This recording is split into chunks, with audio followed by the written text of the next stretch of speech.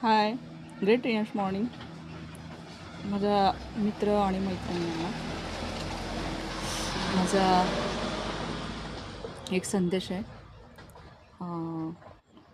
की जेव्हा आपण रियांशमध्ये काम करत असतो, एखाद्याला तुम्ही एक बॉटल देता, तर ती बॉटल दिल्यावरती आपलं नातं त्याच्याबरोबर संपलेलं नाही आहे.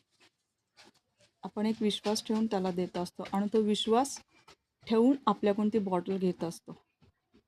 आणि अमृत ज्यूस हे बोलकं प्रोडक्ट असल्यामुळे आपल्याला काही जास्त बोलावं लागत नाही.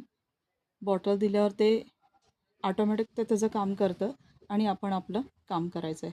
तर माझं म्हणण्याचा उद्देश एवढंच आहे, म्हणजे मला तात्पर्य एवढंच म्हणायचं आहे की एखाद्याबरोबर तुम्ही रिलेशन ठेवता, जो विश्वास तुम्ही देता, तो विश्वास कायम जपून ठेवा. कायम जपून ठेवा म्हणजे याचा अर्थ त्याच्याबरोबर नातं, त्यांच्याबरोबर जे बॉन्डिंग तुमचं आहे ते चांगलं ठेवा, विस्कटू देऊ नका.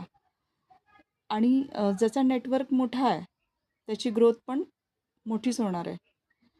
जसं धीरूभाई अंबानीचं एक उदाहरण आहे. जिओ सिम कार्डवरून एक उदाहरण मला आठवलं की जिओ सिम कार्ड त्यांनी पहिलं फ्रीमध्ये वाटप केलं आणि त्या जिओ सिम कार्डचं आता आपल्याला सवय लागलेली आहे. आणि आता त्या सवयीनुसार आपण प्रत्येक व्यक्ती बघा मोबाईलमध्ये जिओ, एअरटेल, आयडिया, वोडाफोन हे सगळं चालूच आहे. पण जिओला बघा किती डिमांड आहे. मग तसंच तुम्हालाही डिमांड असणार आहे. त्याच्यामुळे नातं टिकून ठेवा. प्रत्येकासोबत तुमचं नातं हे टिकवता तुम्हाला आलंच पाहिजे. मान, अपमान, सन्मान काहीही गोष्टी असू द्या, ते तुम्हाला ॲक्सेप्टच करायचं आहे, सहनच करायचं आहे. तरच तुम्ही मोठे होणार आहे आणि प्रगतिशील होणार आहे आणि मोठ्या पुढच्या प्रगतिशील वाटचालीसाठी तुम्ही पात्र ठरणार आहे. त्याच्यामुळे माझा हा छोटासा संदेश आहे माझ्या रियांश फॅमिलीला. ज्या रियांश फॅमिलीमध्ये सगळेजण काम करत आहेत, खूप प्रामाणिकपणे काम करत आहेत. CMDपर्यंत आपलं मॅसेज जातं, आपलं काम पण त्यांच्यापर्यंत पोचतं आहे आणि आपलं काम खूप प्रामाणिक आहे आणि प्रोडक्ट पण एवढं प्रामाणिक आहे ना, खूप सुंदर आहे. मला तर एवढं आवडतं ना, खूप खूप आवडतं. साधं मला जर पाय जरी लागला ना त्या प्रोडक्टला, म्हणजे लाज जरी लागली, तर मी 15 वेळा असं पाया पडते. कारण त्या प्रोडक्टची व्हॅल्यू काय आहे ना, हे मी अनुभवलेलं आहे. आणि काही काही लोकांच्या तर नशिबी ते प्रोडक्ट पण नाही आहे. त्यांच्या प्रारब्धात ते प्रोडक्ट असावं लागतं, रियांश अमृत ज्यूसचं.